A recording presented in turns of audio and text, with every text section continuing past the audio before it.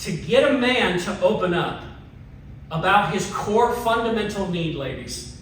I've had men over the phone, and it's quite humorous to me because they'll start trying to build the case that their primary need isn't sex. And I find it humorous because I always ask them this question. If your wife calls you in the middle of your shift and she says, hey babe, I don't want you to wonder. I don't want you to worry. I don't want you to be fearful. I don't want you to, nothing else. I want you to know that when you get in these doors, I'm ripping your clothes off. How many men's eyes will just light up? And the person that I'm talking to will go, and you'll hear it. You'll hear the laugh. You'll hear the excitement. You'll hear the over-anticipation of like, oh my God, if my wife did that for me, that would be awesome. All you would do, you would spend the whole rest of your day thinking about getting home. You just turned your whole day from absolute hell on earth. You could have been fired, and your wife could have called you and said, honey, we're having sex when you get home. Instantly, behavior change. Why, Mr. So-and-so, if your core fundamental need is not sex, why is it that your eyes just lit up brighter than a Christmas tree when I said that? Because all of us innately, men, it is a core, fundamental, emotional need that we are not to be ashamed of. You should not feel ashamed. You should not feel, in which case you are piggish or animalistic. God designed you for and with this need in mind. And look what the devil has done to it. Seriously. Look at the amount of sin revolving around this fundamental core emotional need. Ladies, this is an extremely delicate topic. If your man does not feel safe with you sexually, if he doesn't have those two core ingredients, those two core components of trust and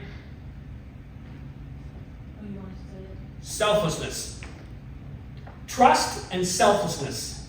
To the degree in which trust and selflessness is actually present within a marriage is to the degree and the extent of how good your sex life is.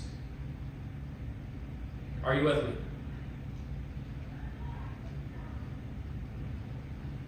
Men, it is absolutely important and vital for the sake of your marriage that you are open and honest about your dire need for sexual fulfillment.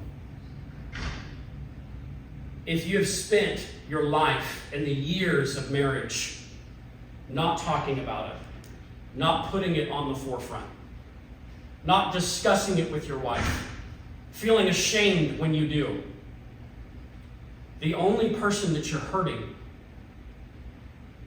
is you and her. It's not just affecting you, sir. It's affecting your marriage. People fall in and out of love based upon needs met or unmet. Now, having said that, ladies, how excited would you get if your husband called you and said, hey babe, when I get home, I want you to put on your nicest dress. We're going out. We're going out to dinner. I'm going to take you somewhere. Where are we going? Where are we going? Doesn't matter where we're going. It's for me to know and you to find out. Oh, okay. Where are we going, though? You need to tell me because I need to know that I dress appropriately. Right? When you get home. Now, how many ladies you could have taken her day, you could have taken her entire week, and you could have turned it around by just speaking that over her day and saying, honey, I'm going to take you out and I'm going to spoil you. We're going shopping. We're going to shop until your heart drops, girlfriend. We're going to go out to the nicest restaurant that we have. By the way, there's no limit.